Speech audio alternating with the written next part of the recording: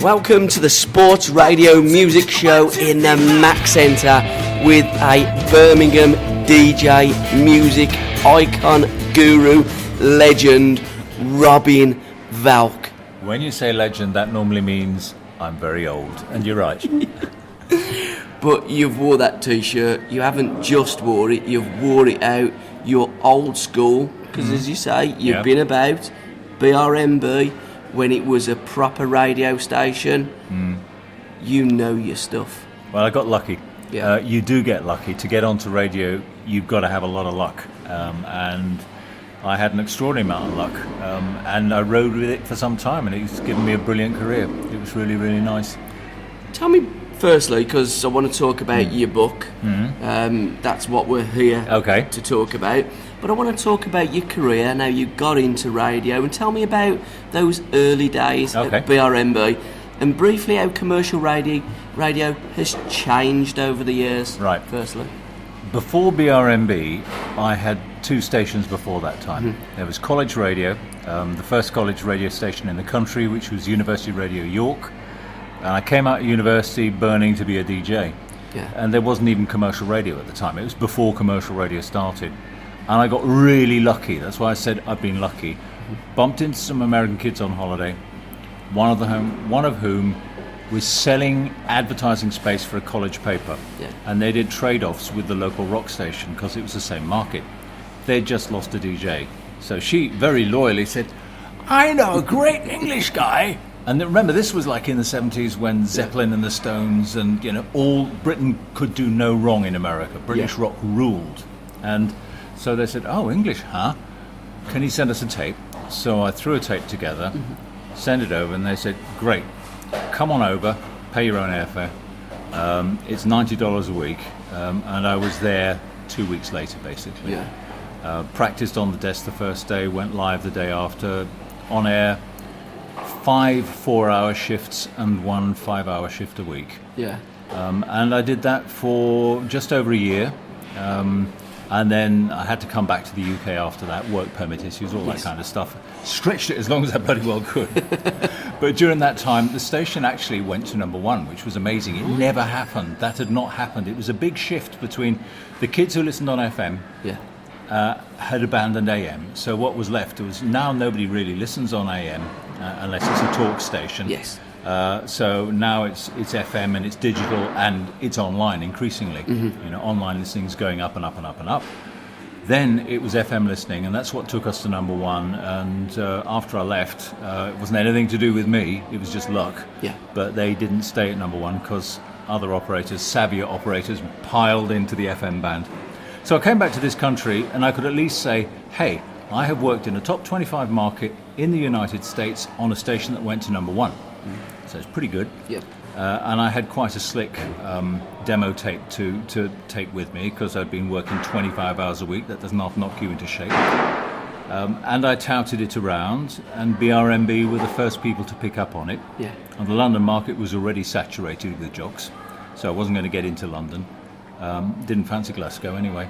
And so BRMB came up, and they joined. They hired me. I was the first guy they hired.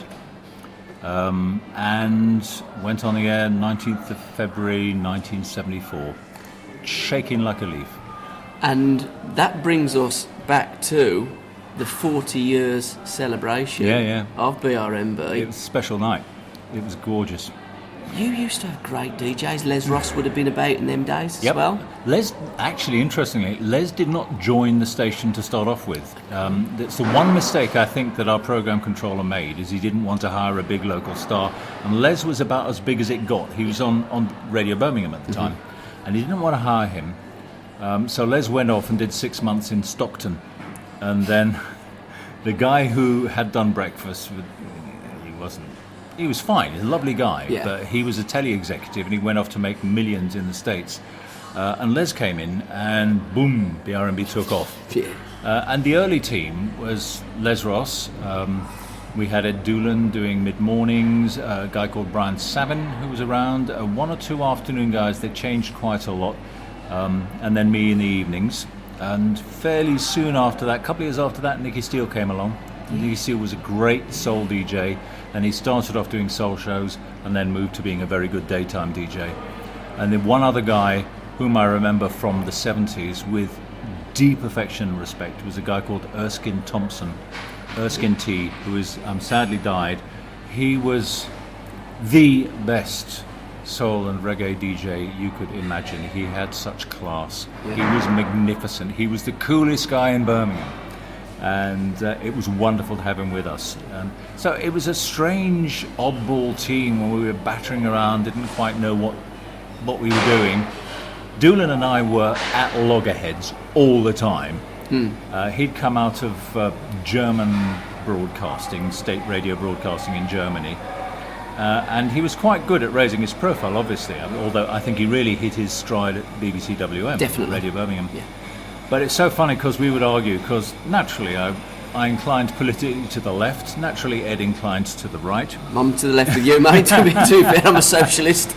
So we'd have some right old ding-dongs, and of course there's a lot of ego and a lot of insecurity. But 2 years ago, Ed invited me to come onto WM to do the newspapers with him, on his Sunday morning, about once every 6 weeks. And it was such a nice thing to do because, Ed's not well now. Yeah.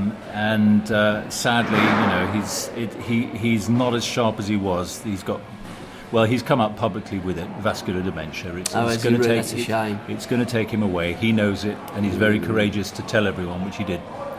But he's still doing a show, and he can still snap himself together. And when I'd come in with him, I'd throw him some red meat, dripping political arguments, and we'd go at it, back and forth. Yeah. And then he'd go to play a record and sit back and grin at me, and I said, that was good. And so it was a pleasure to be able to do that. It's two old war horses having a little cant around the course. Great fun. But that's what it's about, isn't it? It's about banter. I mean, in the old days of BRMB, you must have had absolutely thousands of songs. I remember as a kid, we'd wake up, who's the boss? Les Ross. And today they've probably got about 100 records now. Well, this is an interesting point. We didn't have any kind of system of programming. Yeah. We kind of had an A-list which we were supposed to respect, and we had a head of music who was supposed to drive the direction of the station. And radio in the 70s, it didn't have systems. And the interesting thing is everyone blames the systems that are now used to generate programming for killing radio. Yeah. But it's not the systems, it's the idiots running the systems. The software itself is an extraordinary piece of software which was written by an absolute genius who used to work at MIT, Massachusetts Institute of Technology, and he basically sat and reasoned saying, if I play a song, I'll make this as ungeeky as I can. Yeah. If I play a song at 8 in the morning, I don't want it to come back at 8 in the morning the next day. Yeah. In fact, I don't want a song by that same artist to come back at exactly 8 in the morning in case you're stuck at a traffic light, So he had this really great way of shuffling music around the day. Yeah. And when you talk about around the day, if you're a DJ, you're only aware of your 3 hours or your 4 hours. You don't really care about what the next guy's doing. Yeah.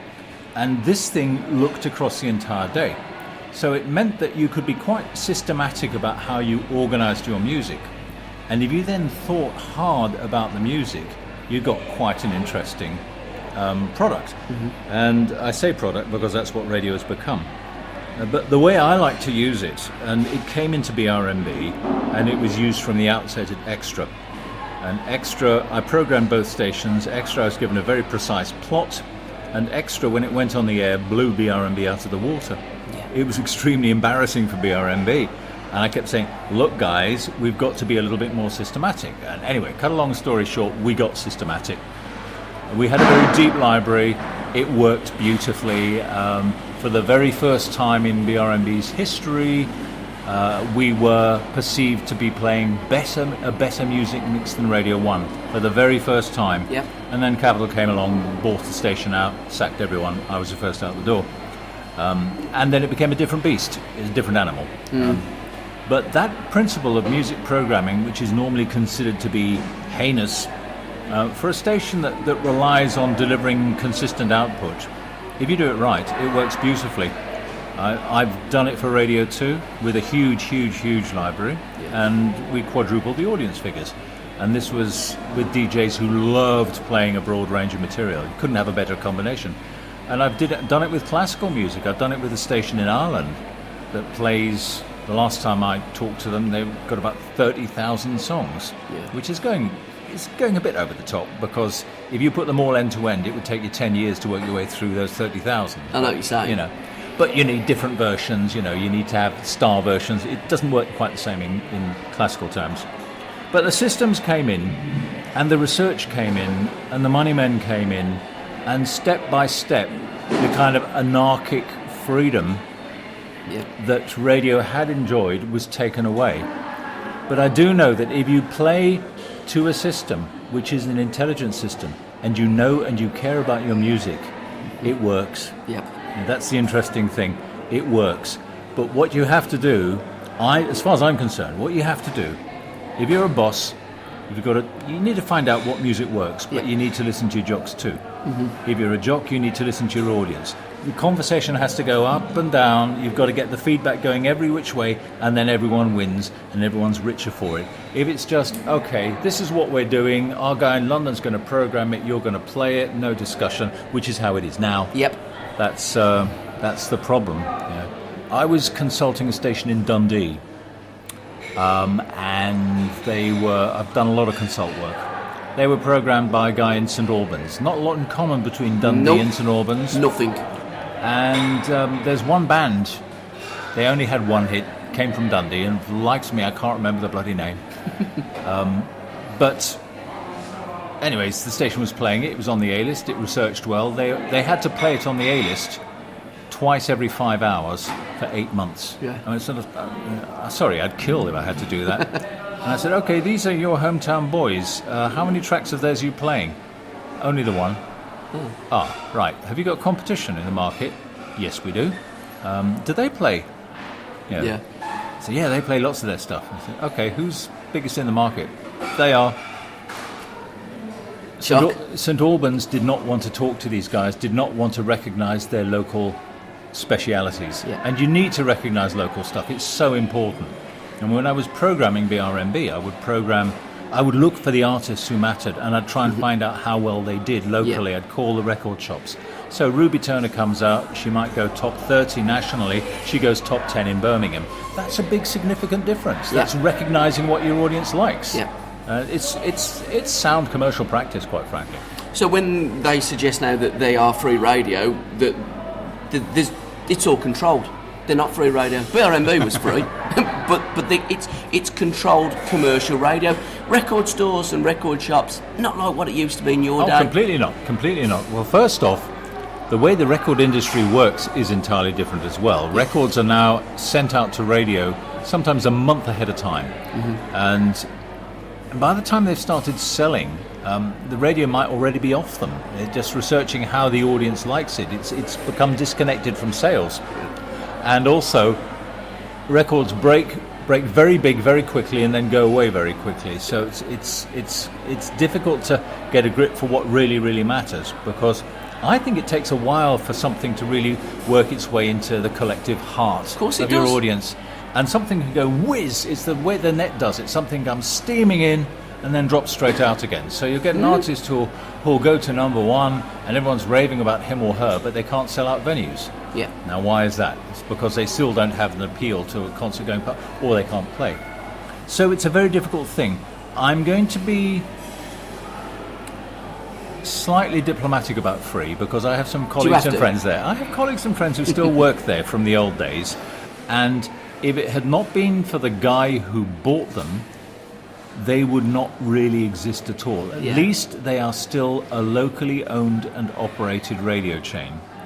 And I feel they could take a lot more risks. And I've said that to them repeatedly. But I don't think they're going to do that in the current radio climate. I think the one card that they could play very profitably is the local card. I'll keep telling them that. And they need to, therefore, in my view, do a bit more homework on who's pushing the boundaries.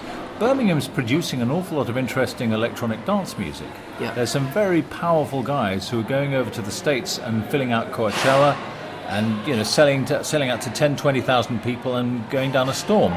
Now, I don't know whether Free goes anywhere towards dance because I don't listen to them that much, but if they did, they're sitting on a minefield of brilliant local talent, and you have to say that urban and dance is one of the big areas in Birmingham at the moment that they could go for. And there's also some interesting bands who are crossing over between dance and other areas of music and jazz and things like that. Some of them are potentially very commercial. You must have been to see 360. I must admit I haven't. You got to go see him, pal. Wonderful, great songwriter, Ross Lydon, very, very talented guy, and he writes effectively brilliant pop. Although the band is punk and ska and funk. I'm going to like them by the sounds of it. No, you love them. They're just great. And you listen to 360 stuff and think, well, really, I could hear that during the day on that station. So I have those conversations, but I'm nothing to do with the station. I'd like to see them do that. Maybe they will. I would encourage it. Would you like to be part of that station again? No, I don't think so. Oh, that's a shame. No, I don't think so, because I'm not sure that the kind of show I would want to do now that I could do well and happily is something that would fit within the audience expectations that Free have created for themselves. Oh, I wouldn't want you to fit in with that. I want you to be a real DJ, Robin. I don't want anything like that audience that they've got. I can't say, because it is so many different worlds away. I am an old school guy. I'm a DJ from the 70s. We're now, halfway through the second decade of the 21st century. A long, long time away. And I'm not sure that you always come back and revive yourself very well. I'm not sure. I mean, there's a reason that Tony Blackburn keeps getting awards, because he's ancient and he's still alive. But, I can't seem to remember hearing him on the radio very much. The one guy I would have listened to till the cows come home would have been John Peel. Because he stayed fresh and hungry and open. And there were one or two other guys. I think the home of creative radio at the moment, if we're going to talk about creative music radio, is probably Six Music. Yes, definitely. And also I would cite some of the hard-working kids at BBC Local Radio who work in the introducing area. Correct. I very much like the kids who work on WM. They really care about their stuff. And I like the guys who work at BBC Radio Shropshire. It's very, very inventive stuff. And there's also an interesting station based in Gateshead, and I've done a bit of work for them. They're only on DAB, so you don't hear them that much. They're called Amazing Radio. Their deal is to play new stuff, new unsigned stuff. That's what they play. They're on the internet as well, Amazing Radio. I've listened to them. And they have a guy called Jack Parker, who's their local boy. Yeah, he's a good lad, isn't he? And he also does stuff for introducing. I went up to sort out their scheduling engine and worked with their program controller and walked in there and said, "Okay, I'm from Birmingham, where's your reggae?" And they kind of looked blankly at me and said, "If you're a national station, are you telling me you don't have a reggae audience? You go to Manchester, you go to Bristol, you go to Birmingham, you go to London." Okay, fine, and I also said, "You really ought to have regional guys," because they had a Scottish guy, and I said, "You need to have a Midlands guy, you need to have a Bristol guy, you need to have a Manchester guy who does," and bingo, now they have, which is good. So radio doesn't stay the same. You've got to remember also that the radio that I was part of was part of an older system where music was far less widely available. So there was a need for DJs to introduce people to new material. Now the internet has completely bypassed that kind of a DJ. And it's only in certain very special circumstances where that happens. So I think it's just as effective for you guys to pick up on new stuff. And for people like me to go out and write and talk to musicians. I love musicians. How they tick, what they do, how they please me, how it changes my life, how they write stuff that makes you want to burst into tears because it's so good. Where does all this creativity come from? I love talking about that kind of stuff, and that's why I blog. They're different class. I want to talk about your blogging. Okay. But before we get on to your book, which is Survivors. It's the past. Let's talk about some of the, because you mentioned one, some of the other current artists that are playing in and around Birmingham and are from this wonderful city of music. Okay. I would cite a band called the Alternative Dubstep Orchestra. Okay. We're an 8-piece band who have 2 DJs, and a fiddle player and a horn section, and they came out of an argument between a DJ and their manager, and they're both still in the ensemble. And he was a dubstep guy, and she was saying, "Oh, you just can't do dubstep live. You can't play it live." And this argument went on for a while because it was two opposite spectrums. Yeah. You know, the live person passionate about creation, and the DJ guy who's playing the samples and pre-recorded material. Yep. So they tried it, and it worked. So you have the Alternative Dubstep Orchestra. They're a magnificent band of terrific musicians. A lot of them play in other bands. Still going are the Destroyers, and some of the ADO play with the Destroyers. They're now pretty much an all-instrumental band. Yep. I love Goodnight Lenin. I think they're a bunch of sweethearts, really nice guys from Northfield. They're all Irish kids, so they all have that on-stage crack thing going on, and I think they're a little bit too much in love with Crosby, Stills and Nash and Young for a bunch of guys who are under 30. But they've got something, and they've got charm, and they've got great songs. Then there's a very inventive indie band called Dumb that I like a lot. Okay. There's also, and over in the folk area, let me see now, where do I stop with folk? There's a bunch called the Urban Folk Quartet, who are stunning, fantastic musicians. A lot of them work and teach music, and professional musicians, but they know about taking the audience with them. Yep. And when they play, it's rip snorting, good time stuff. And they've just got a banjo player's joined them, and they've lost one of their other musicians, but he's a superstar in folk, and he's joined this band for the pleasure of it. Then there's a lovely band called Boat to Row, who couldn't be more charming if they tried, and write really gorgeous stuff. In the just about to maybe break big sector is a band called Electric Swing Circus. Okay. 6-piece band who have made the decision to go fully pro, and that's a huge decision when you're a working band. Because you're giving up your day job, you're taking a financial hit, but you're putting all your time and energy into the band, into having the time to write and things like that. And they're working very, very hard at the moment, and there's an awful lot going with those guys.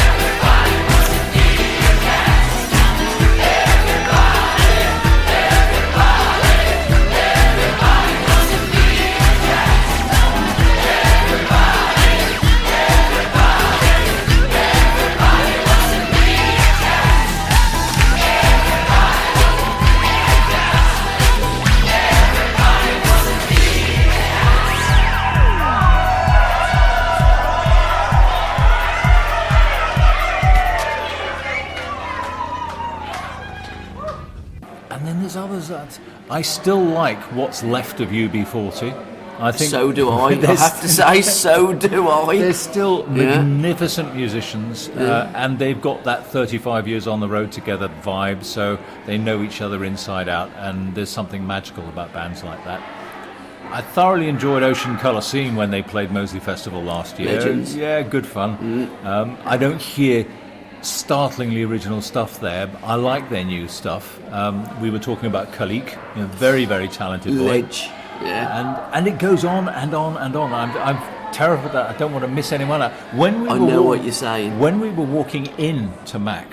Did you say Call Me Unique? Yeah, Call Me Unique was walking out. Call Me, yeah. I was talking to her earlier. So there she was, which was lovely. And How good is she? Oh, she's amazing. Yeah, and she's hugely talented, and that's only a question of time. Do you know how many people watch her in Poland? Oh, I know. Poland's a big market for Birmingham. 30,000 people turn up to watch her in Poland. Yeah. And then and of course you could talk about people like Laura Mvula, who's now an international superstar. Yeah. Very, very solid, very talented. There's a guy called Sid Peacock. Now, Sid's a very clever boy. He's been around for a while. And he and his partner Ruth Angel play as a duo. He also runs a jazz operation called Surge. In fact, several different operations. He's so interesting. He's just off to do a tour of China for the British Council, working with local Chinese musicians. Oh, nice. And I got a blog post coming up with him where I'm going to Skype him while he's in China. Superb. And maybe get to hear what he's producing while he's out there. There's this world of creativity that, we are so lucky. This is such a fantastic city for music. And some of mine that I'm going to give you. Go ahead. Andy Bennett from Ocean Coliseum. Absolutely. The Brown Line, What They're Doing. Yeah. The Samuel Rogers Band. Little Liam. There's so much of a musician's spirit. You've got the Fires. Yeah, very generous, very supportive. That's Steve Craddock as well. How good's Craddock on his own? Travel wild, travel free. He's wonderful. And I missed one guy out. I feel guilty already because he's a genius songwriter. He's a guy called Dan Whitehouse. Okay. Dan Whitehouse writes he's a very intense young man. He writes beautifully crafted songs. He doesn't just bash a song out and let it sit. Yep. He'll work at it, he'll develop it, he'll polish it, his turn of phrase, his rhythm, his attack, the way he presents it on stage, magnificent. He is quite an extraordinary talent. And I'm feeling guilty now. I skipped Ruby Turner. Oh, how could I skip Ruby Turner? One of my oldest friends is Ruby. Yeah. When Ruby, I talked to her every sort of saying, "Hey Ruby, why are you not yet a global superstar?" And she said, "You tell me, mate." Yeah. And I suggested, look, I know you are deeply religious. I know you're a fantastic soul singer, the best this country's ever produced. What about some gospel? And she said, "Yeah, man, up for that." Right. That's how she started. She started singing gospel in Handsworth, which has this killer gospel scene. Yeah. Huge. I don't know how many choirs they've got over there, but they're magnificent. And the standard is terribly high, which is great because it's producing wonderful musicians. Like there's a keyboard player called Reuben James who sometimes plays with Ruby. He's only 19. He's razor sharp, blisteringly good, and he's so in demand now. Yeah. Like I say, we're lucky. Anyway, Ruby then, this conversation was about 10 years ago. I said, "Ruby, you need to do a big gospel album with a full choir and a big fat band, and you need to take it to church." He said, "Yeah, who's going to pay for that, man?" Okay, she's right. So she's singing with Jules Holland, as you know. That's a great song. And so Ruby appears on Jules Holland's New Year's Eve gig. And so she goes out on tour with him. And a couple of years ago, there was his, I think it's called Hootenanny, his New Year's thing. And I was going on Facebook the next morning after a particularly noisy celebration, a bit fragile, and everyone was saying, "Ruby, you killed it, you knocked it out of the park." So I dug up iPlayer, pulled up Jules Holland, pulled up 5 Minutes to Midnight, and there was Ruby doing a song called Getaway Jordan, which is an old Mahalia Jackson song, and she's got the big fat band wailing away behind her. It's like a 19-piece band with a big fat horn section. She's got about 6 backing vocals. And she's got the place on its feet. Yeah. It was amazing. I mean, I was weeping for joy. It was so good to see her do that. And so she's going that way. I'm really pleased to say. And some of the venues as well. We've got the Air and Hounds, we've got the Institute, the band. Before we move on to your blog, so I want to talk about your blog. This was going to be an hour show. It's going to be 2 hours now. One Eye. Their music is Mr. Bailiff. Oh, what a song! It's fantastic, and what a great video. You can hear that then. Yeah. Mr. Bailiff. But the way they've channeled, they've channeled that kind of Ocean's 11 groove, you know. Yeah. And in the video, you've got the girls in those unbelievable turquoise, sequined things. Oh, it's great. No, they're a fantastic band. And of course, then there's half of them are in Del Camino as well, which is a very interesting salsa operation. But what I find extraordinary about, there's One Eye, and this is Birmingham all over. And there's 3 brothers, and they're all Serbs, and they're playing in a reggae band. I think, yes, that's Birmingham. I love it. I love it. It is like a big melting pot. 'Cause a lot of people say Birmingham, it's the home of metal, but it's the home. Not anymore, it's the hub of music. It's a capital of music from the world. But we've got everything in Birmingham. Think about how the demographics of Birmingham have changed. Yeah. If we go back to the 70s with Sabbath, and Priest and Zeppelin, and then the other bands we had around like the Moody's and Traffic and The Move and ELO and things like that, it was all white working class boys. Yes. And of course there was a certain amount of metal bashing in, although actually the Spencer Davis group were quite middle class. Stephen Muff Winwood, middle class boys, but lovely with it. And I'm glad they're both still hale and hearty, which is great. Can we also talk in more length about that band, because they're one of my favourite bands ever? I'm assuming they're in your Survivors book. Oh well, they will be. I need to collect an interview with Steve. And that might be a challenge. Probably not. Can I come with you? If I get the interview. Yeah. Steve's quite reticent. He's quite shy. I've only talked to him twice when I was at BRMB. But there's so much to talk about. But anyway, so that was Birmingham back in the 70s. And of course, the demographics changed a lot. If you think about how Handsworth has developed, where you've got an Asian population and a Jamaican population, so you get crossover guys like Apache Indian. Yep. He's an Asian kid, but he had a Jamaican nanny, so he heard all this stuff, and he'd hang around the reggae shops and pluck up the nerve to go in, and they're all very nice to him. This scrawny little Indian kid wanting to hear the rhythm, It's great. Yeah. So we've had this big growth of things that happened throughout the 70s and 80s, where there was punk, there was reggae, there was Steel Pulse, there was UBs, there were all the two-tone bands. So we've now got this huge mashup of cross-fertilizing things going on, and I think that's wonderful. I think we're really, really lucky. Yeah. We haven't mentioned Crossover. It's another interesting band. Oh, how good are they? They're fabulous. The only thing I don't like with Crossover at the moment, and I have to say, and I'll be honest with him, if Wayne was sitting here, I'd say it, and his gaffer, I don't like the fact that White D from Benefit Street has got a bit of a rap, and the only reason that she's in there is because commercial radio now probably will play that track. I don't think they will. Will they not? I doubt it. Boy, they've got her on there. Flash in the pan kind of thing. Yeah. White D will be picked up and dropped the way anybody from a reality show is, and it's a shame. She sounds like a perfectly interesting woman with a lot of problems on her plate. Yeah. But because she's a big, larger-than-life personality, she got some coverage, but it's probably all over. Yeah. But Crossover, in their own right, without that, one of the best bands I've ever heard. I think they're fantastic. Yeah. And Wayne, you close your eyes, you can't believe that kid's white, can you? Yeah. It's from Chelmsley Wood. And we've got to talk about the Friendly Fire Band as well. We're talking about reggae, lead, and here's Birmingham all over. The guys put that together as a French kid who came to Birmingham University to study chemistry. Go figure, Tell me more about Friendly Fire, because I have heard an awful lot about this band. Okay, so they're a loose collection of individuals. Robin Giorno is the guy who runs it, and he's got a studio in Balsall Heath, and he also runs his own sound system, Jam Jar Sounds. Yep. So you will have guys from Friendly Fire rapping and toasting. He's basically got his house band, and then he'll have a bunch of different lead singers coming in with it and recording different people. So it's very fluid, very flexible, and very creative. They were supporting Beat Goes Bang last week. Yep. And it was great fun because they knew just what to play for Beat Goes Bang. They went back to some vintage ska, Toots and the Maytals, and it was just fine. And in fact, while we're talking about Friendly Fire and Balsall Heath, then there's also the Elephant House, where there was a band called Electribe 101 who have turned into, what their sound system is now, but they are brilliant dub plate engineers and brilliant reggae artists. Fabulous stuff. It's all going on. You see your knowledge. You are the font of musical knowledge.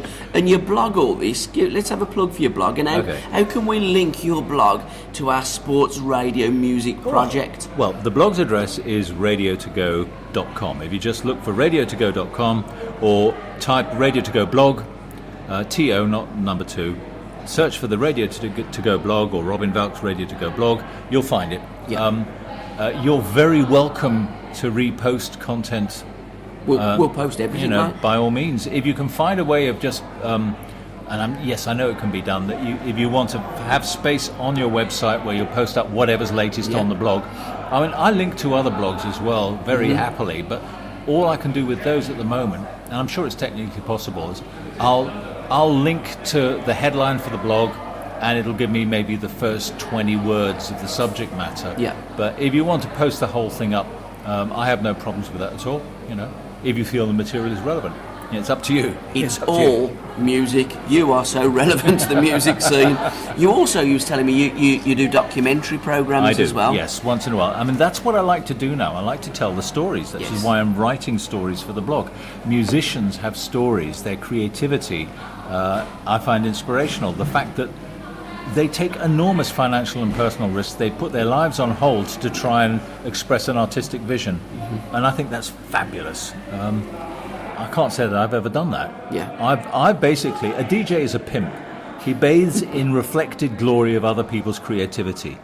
And DJs should never forget that. That was said to me on day one when I landed in the States by a brilliant DJ called Jim Santella. And he was right. Yeah. A DJ is a pimp. He's not creative in his own right. He serves the music, and the best DJs do serve the music. The ones who are remembered serve the music, serve their audience. The ones who say, look at me, the big I ams, they're here, they're gone.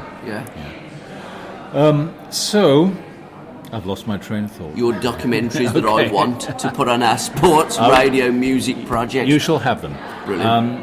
I've made several documentaries for the sake of it. Of course, someone said, why don't you do this? Or I've done it for the love of it. Occasionally someone paid me a tiny bit of money. And someone gave me 2 weeks' money to do a documentary about Handsworth music, which you can have. And it took me 2 months to do. So, usual story. And it's called Handsworth Evolution. And it starts with guys like Andy Hamilton, the veteran, now the late Andy Hamilton, the veteran sax player, who came over here on the boats in 1947. And it takes us through to the second generation guys. So I've got chats with Robin of UB40 and Rankin Roger. But I've got Muff Winwood in there, a whole range of different people. Basil Gabadon, fine musician, one of the original members of Steel Pulse. Ruby Turner talking about growing up in Handsworth and what's Marley doing next. It's that kind of stuff, And it's a little bit rose-tinted. It doesn't go to the point when things went badly wrong in Handsworth. And I've talked with Basil about that quite a lot. And he said, well, the story needs to be told, but it's not a nice story. It's when the community stopped being as strong. Yes. And I said, why is that? And he said, well, it's because of drugs. Yeah. And so, that story does need to be told, but it probably should be told by someone younger and closer to the issues. It needs to be told. So there's that. And then there's several in the studio operations where one of the formats which I like to do is I like to sit down in a studio. Normally, it's easiest with a veteran musician, and it's easiest if it's acoustic, and they're mic'd up. And you basically sing and play. You have a conversation, and then music comes along, and you have another conversation. So I've done that with Steve Gibbons, which was fantastic. I did another one with Steve Ajayo, magnificent blues and jazz musician. Steve, you can see Steve for free at the Hare, I think once a week. He's just a fine bebop, hard-blowing musician, but he also does great blues. So I've got one with him. I've got a half hour with 360. The interesting thing is that I took 360 into the studio, into the Elephant House, and they did a cut-down version of the band. I said, can you go acoustic? So let's try. So they turned up as a 4-piece, and we recorded those songs, and then they said, you know what? we'd like to do something to it. We'd like to let Elephant House do some stuff. So they did. And Elephant House messed around with it, and it came out magnificent. Yeah. So then I sat back with Ross, the lead singer, and re-recorded all the links and put that together. So it's not quite in the studio, it's much more assembled. Yeah. And I'm going to do one hopefully fairly shortly with the wonderful Paul Murphy, who's a Belfast-born but Birmingham-based singer-songwriter, author, poet. He's working at the Rep at the moment. He's written a number of different books. He's had 2 albums out, and for both of the Destroyers albums he was lead singer. Yeah. Fantastic guy. And so on, and so on, and so on. There's others I want to work with as well. Oh, we haven't mentioned Toy Hearts. Okay. Toy Hearts are a father and daughter trio, 2 daughters and the dad. The dad was originally a lap steel player for Ricky Cool and the Icebergs back in the day. And they are a Western swing operation who live in King's Heath. Right.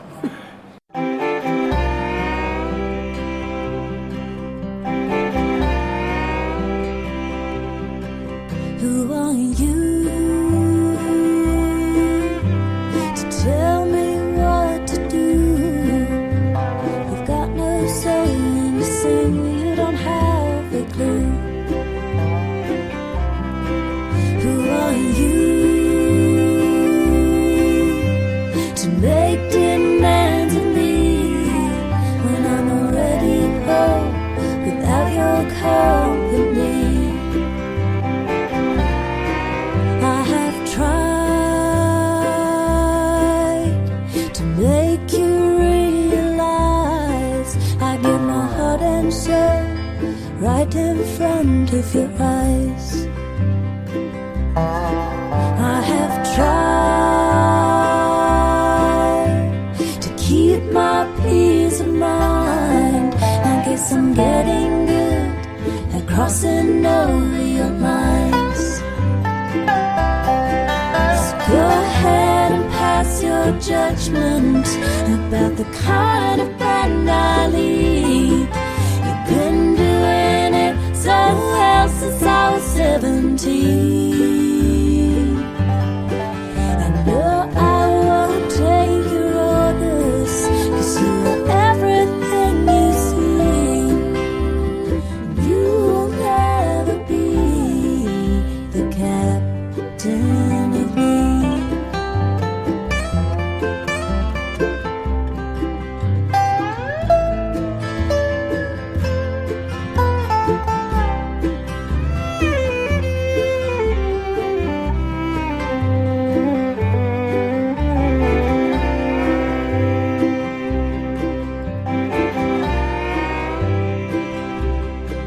Who are you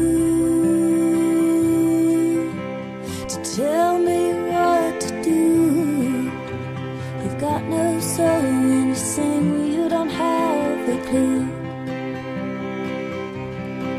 Who are you to make demands of me when I'm already home without your company? Go ahead and pass your judgment about the kind of band I lead. You've been doing it so well since I was 17. And no, I won't take your orders, 'cause you are everything you seem.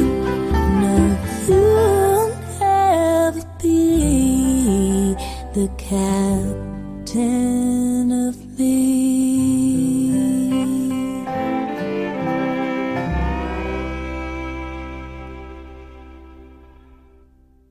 And they are ploughing a very, very hard road for themselves, but they're technically magnificent. Yeah.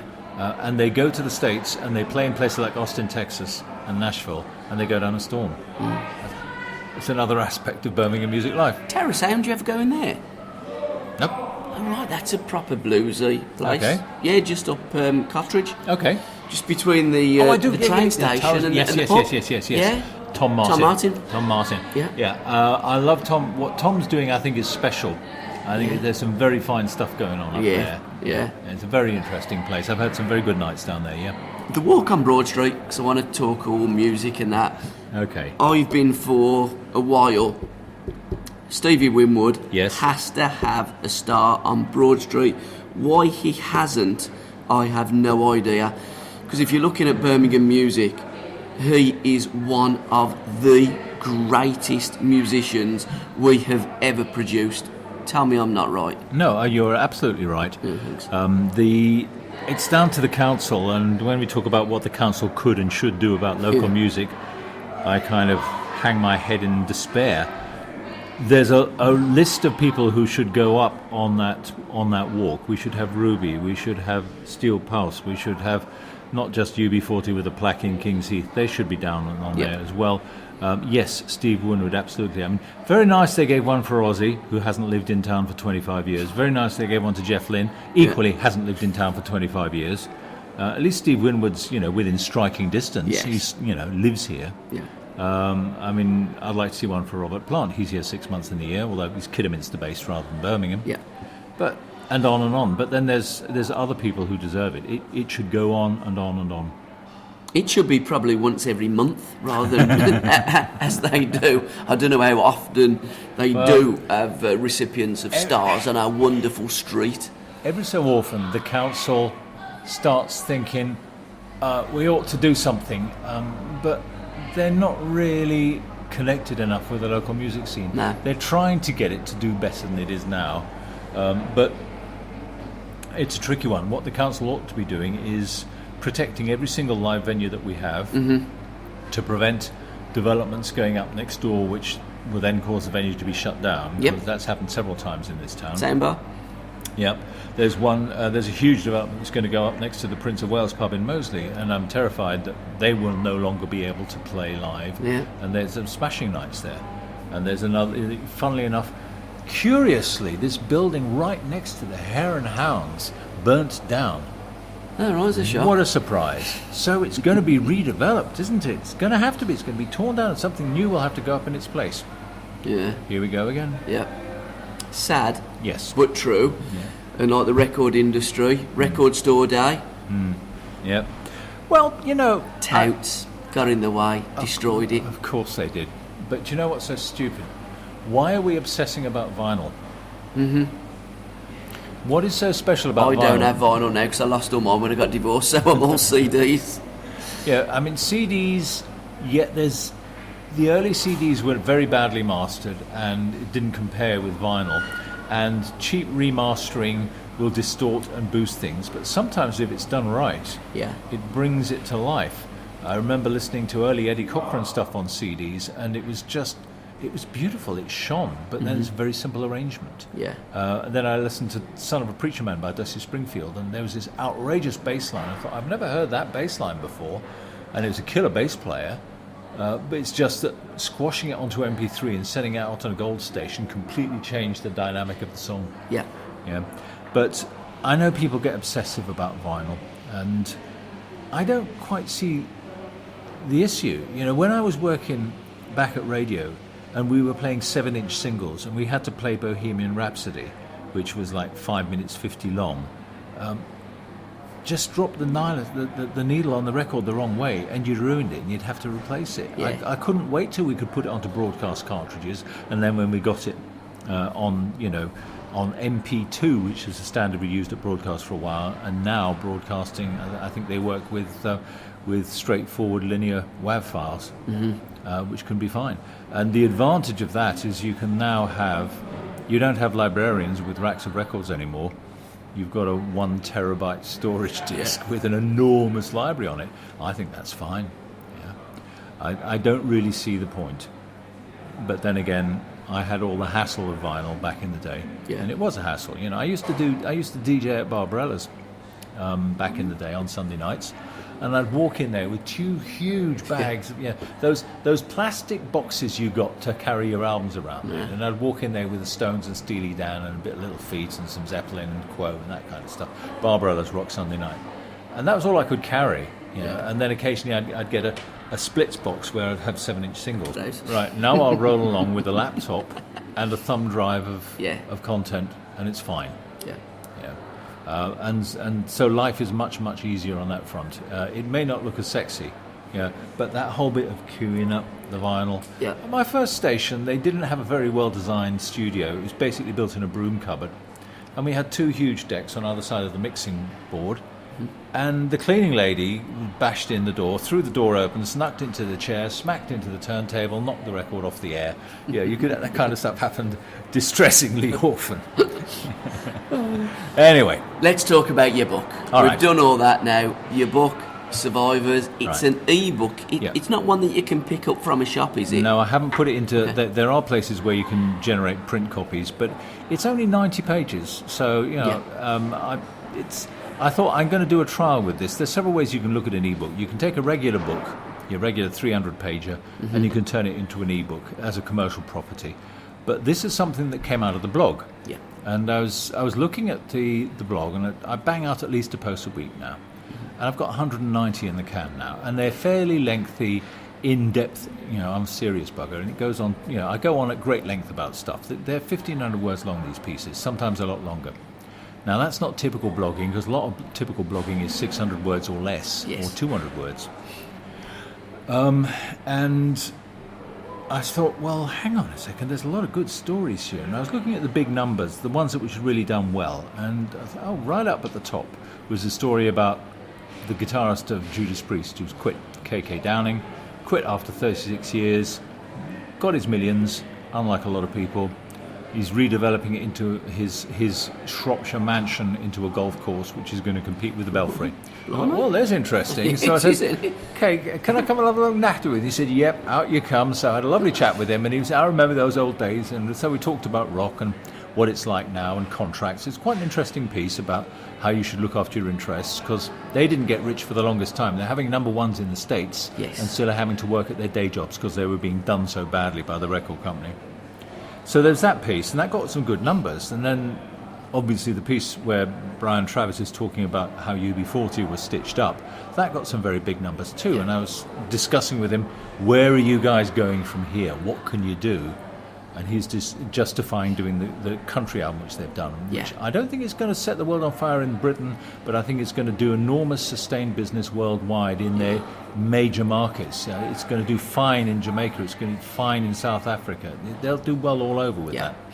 You're going to punch him on the nose. So I thought, okay, what have these guys got? They've both been in the industry for a long, long time.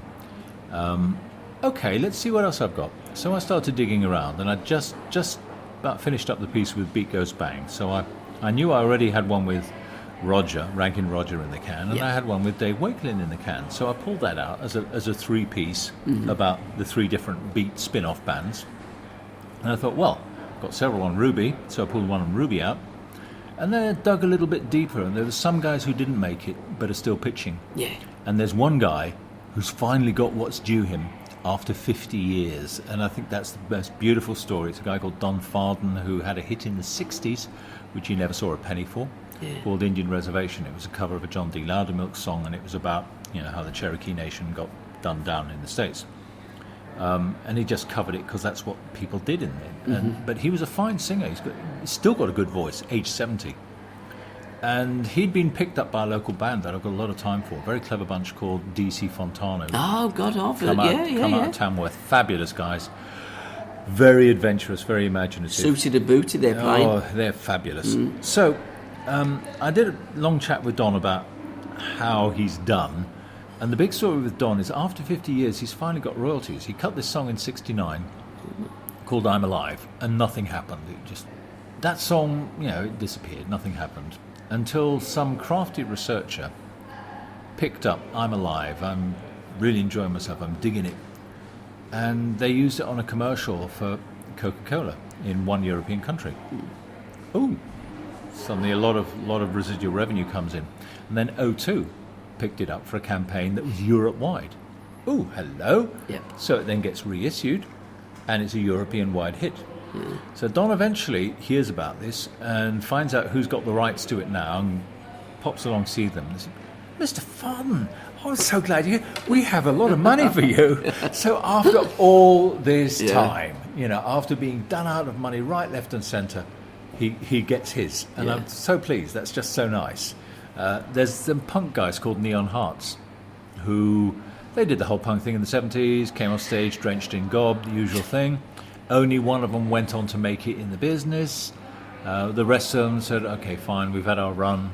No, we've got to pay the mortgage. So lovely guys, they're all in their 50s now. And one of them gets a text message from this bloke in Japan saying, you do realise that you're really big over here? And he said, what? Yeah, you are. Yeah, there's a whole fan base around you. In fact, I'm working up a tribute album of cover versions of your songs. And they're kidding. So two of them go over there and they're treated like royalty. There's kids coming up to them saying, do you see this badge that I bought on eBay? And they said, yeah, we had 200 of those made by a printer in Wolverhampton. And it's changing hands for like 40 quid on eBay, 30 years later. They're on their way to Japan for a full tour right now. I think that's fabulous. Do you know, and that's the thing about music, isn't it? It's a big world. There are so many countries out there that kids are listening to music and older people as well. So you might not be selling lots and lots here in England, UK, but stateside or Japan or Germany. Absolutely. Germany's still huge, isn't it, for British music? So I pulled all these stories together, and what you've got to do is you've got to take the blog piece that you've written, you take most of the hyperlinks out, because, I mean, in all those blog posts, I would post links to SoundCloud. Now, you can't guarantee those links are going to stay there, or you post links up to YouTube if you want to embed a video into your blog post, which is what I routinely do. You can't guarantee that's going to be there forever. So you take those out. And I basically rewrote each piece, expanded it a little bit, brought it up to date if it needed bringing up to date, put in links to all the band's websites, and then put it together in a book, formatted it a bit. You spend a lot of time sending it off to Amazon and then reading it when it comes back and saying, oh, there's another typo there. So get all that done, all the proofreading, send some copies off to mates as they would proofread it for you. Publish. Once that's all done, you decide how much you want to charge for the book. I'm asking £1.99. Is that all? Yeah, because if you look around, you can get stuff for free from the bookstore, or 99p. £1.99, that's the price of a cheap magazine. Yep. So, and it's 90 pages of solid reading. I think that's reasonable. You don't want to charge too much. I would rather sell 500 copies at at £1.99 than 50 copies at a £5. It's all about getting your stories out, isn't it? Yeah. At the end of the day, the music stories. I want people to read this. Yeah. So there we are. So that's how it goes. And the reaction has been lovely. It's I've been talking to people like you as a result of this, and guesting on other radio stations. The reaction from friends has been really sweet. It's really encouraging, and I was amazed at the number of people said, okay, I've just put this out there, bingo, all these likes flashing up on Facebook. It's really sweet. It's lovely. So, okay, I've got the bit between my teeth now. So there is going to be a Survivors 2. There is probably going to be one further down the line when I've established the idea of a series about writers, about the new writers. So it won't be about the veterans.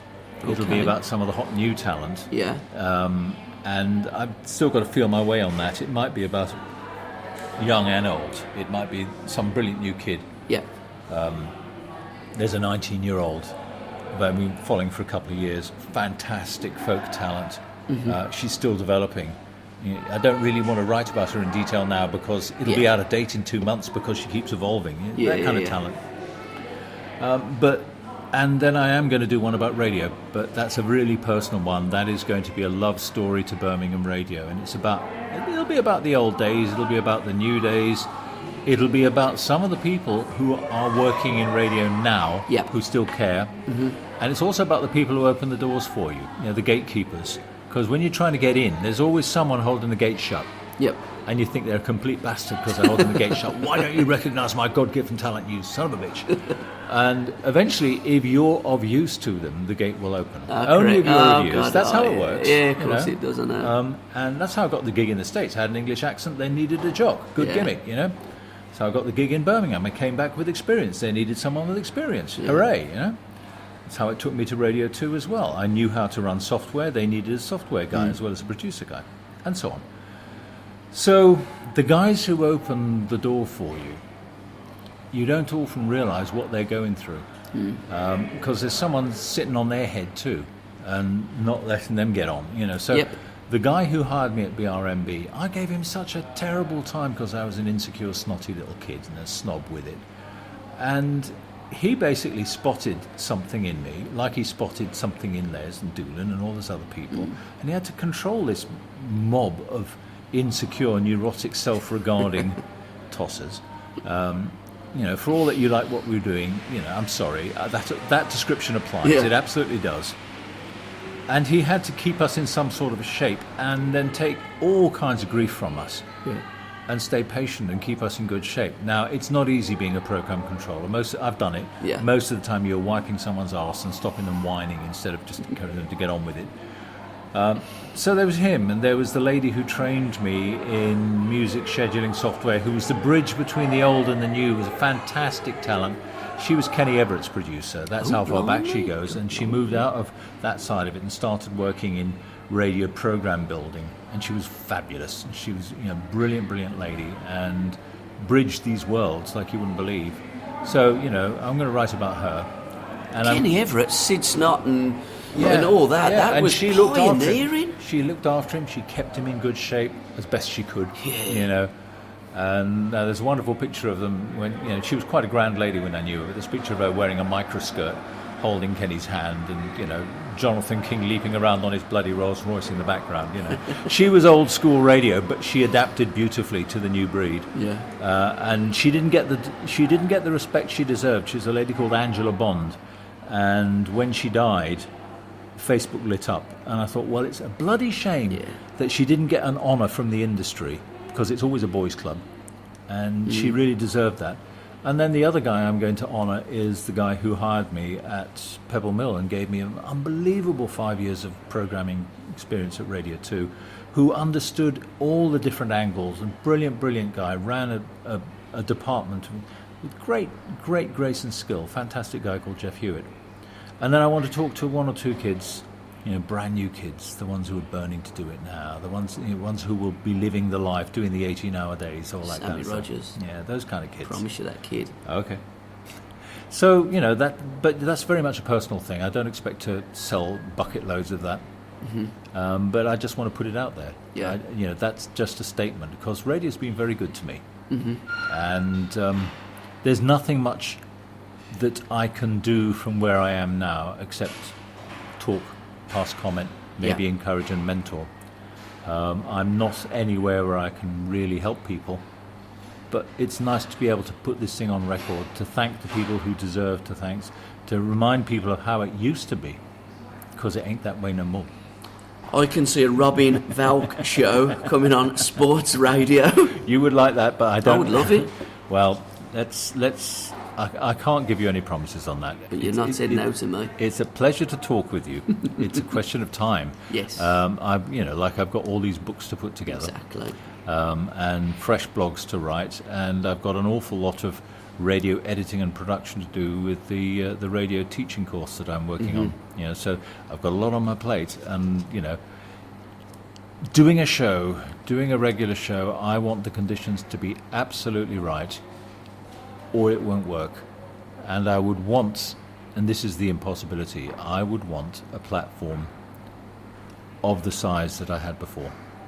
Now, the people who control those platforms aren't really interested in someone like me. That's just the reality of how the industry works. Radio is fundamentally a young man's game. Sadly. It shouldn't be. I mean, storytelling is anyone's game. And Exactly. but that's why I'm more interested in storytelling. But older people have got more stories to tell as well. Yeah, it doesn't mean that young people want to hear it. Well, this is very true. The Bureau, do Dexys and the Bureau, are they going to mention in the book as well? Not yet. I never spoke to Kevin Rowlands back in the day. Oh, okay. There were one or two bands that I never got to talk to. I wanted to talk to, but didn't happen. Kevin was allegedly quite a difficult customer back in the early Dexys days. Genius, they all are. Yeah, troubled genius. Yeah. And I'm interested to see how he shapes up now. And I've listened to the new Dexys album. It's really interesting, but I'm still not quite sure where he's at. Yeah. You know, there's a few other people I really want to talk to, like the editors. I think they're enormously interesting. They don't particularly do interviews, though. You know, Why? Because they don't. Oh, right. Well, you don't have to if you don't want to. No, I don't suppose so. I should want to talk. But no, there's a lot of people I wish to talk to. For a long time, I've been planning to do another long interview session with Steve Gibbons, because there's so much to talk to with Steve. Steve did the very first session that BRMB Radio ever broadcast. We recorded them live at a Saturday residency in a place called the Incognito, which was a bar underneath the Hippodrome. It's not there anymore, but it was kind of like a cavern type place. Yeah. And he did Saturday lunchtime, so we went along with a borrowed 4-track and recorded the vintage Steve Gibbons lineup, and it was fine. It was great. And Steve's still in there. He's still pitching. He's still playing. I mean, he's one of the survivors, yes, isn't he? Absolutely. And there's one or two other guys that have kind of slightly off the picture, but still interesting. I want to talk. There's some of the other guys who played with Steve back in the day. Trevor Burton has just an interesting set of stories to tell. Yep. Another guy who's very interesting, although he's not quite rocky, but he's been doing it for as long as Steve, and that's Raymond Froggatt. Yeah, legend. Absolutely. So there's and one thing which worries me is I want to get these guys in the can pretty soon. Yes. Before they, no, it's well, they're all, time is a wasting. How about Roy Wood? Have you done anything with Roy? I've never done Roy. I've seen him at gigs and things like that. I've chatted amiably with him. He doesn't need to do interviews. You know, he's quite happy. You know, he's got. I wish it could be Christmas every day. You know, writing him 6-figure checks each year. Favourite bands? I mean, okay, them were the ones that really done it, but one that he didn't get the royalties from was when they put the postcard out of the Prime Minister at the time, Harold Wilson. Yeah, he didn't get anything out of that one. No, that was, yeah. There are so many more to do. And then there's also, what I'd like to do is to talk to some of the people who didn't quite make it. Yeah. You know, they may be still around. They maybe still be making music. And there's a whole other area which I'm interested in, and this is a generational thing: fathers and sons. Yep. You think of Mickey Barker, the drummer with Magnum, and who also played with a terrific band called Rainmaker. Mm-hmm. And Mickey was a very precise drummer, and he has a daughter who's a brilliant percussionist who plays with several bands, and a son who's a bass player. Yeah, so you've got this fathers and sons going on. You've got Bob Wilson and his son Toby Wilson.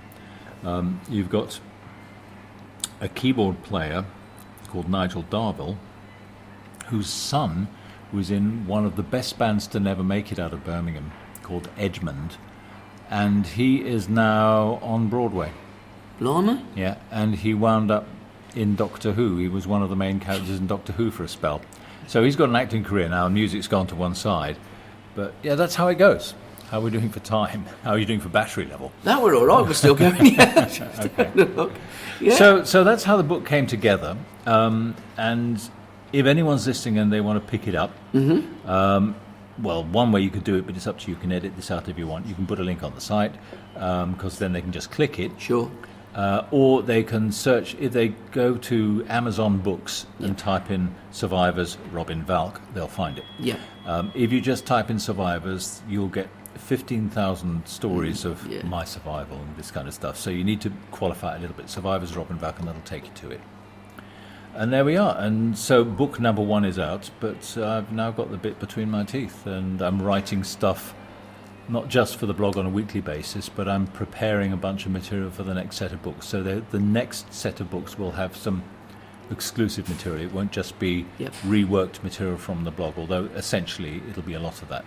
And it's always about the Birmingham music scene, isn't it? It will be about the Birmingham music scene, because that's what I know and that's what I've written about. Yes. If I get to write about anything else in the fullness of time, well, maybe that'll happen. But who knows? And a website as well, before we... The website is, if you go to www.radiotogo.com, and that will take you there. And you can click around the blog site over and above the posts, and nearly 200, so it takes a while of digging down. But you can scroll through it. I try and make it as pretty as possible, but it's just a basic site. But then if there's You can get information about some of the specialist shows. You can get the other stuff I do. I do voice work occasionally. You can link for things like that. And if you want to read every last gory detail of every place I've ever worked for, that's in there as well. So it's an encyclopedia of the career of one of the greatest broadcasters this part of the world, Birmingham, has ever seen. I'm just a tart touting for business. Let's be realistic. Aren't we all? Yes. Robin. Yeah, it's a great pleasure. It's been an absolute joy and an honour to sit here for over an hour with you. We're going to put some of the songs. You're going to drop some music in there as well, cool. Yeah. Okay. You know. Well, I'll get all my existing programs over to you. Thank you very much. You can just put them in there on Listen Again or whatever, however you set it up. That's great.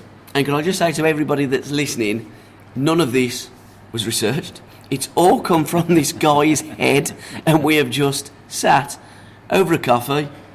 I haven't even drunk my pint. Just talking music about music. That's how it should be. Thanks very, very much for listening to this sports radio music show supporting B1%. Good night. God bless. Firecracker smacking back along a lost and lonely track. 'Cause I think I've been trapped inside the web of my own truths and lies tonight.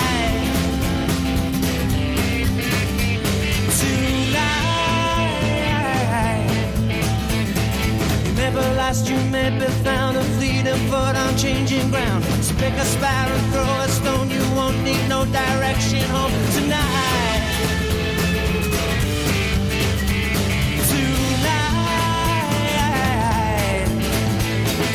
find something, lose something, build something, break something, move something, shake something. You might create something right.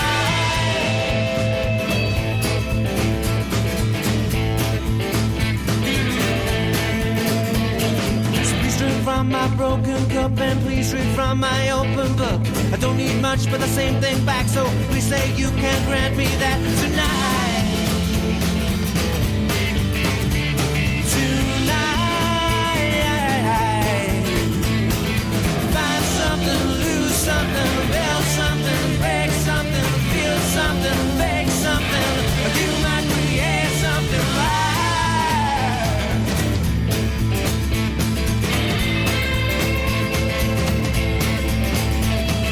Not a sin you've given and you had no choice but choose to win or lose and sit outside the game. Watch it spin again tonight. Tonight, find something, lose something, build something, break something, heal something, say something, steal something, pay something, feel something, fake something, move something, shake something, love someone, make something, you might create something right.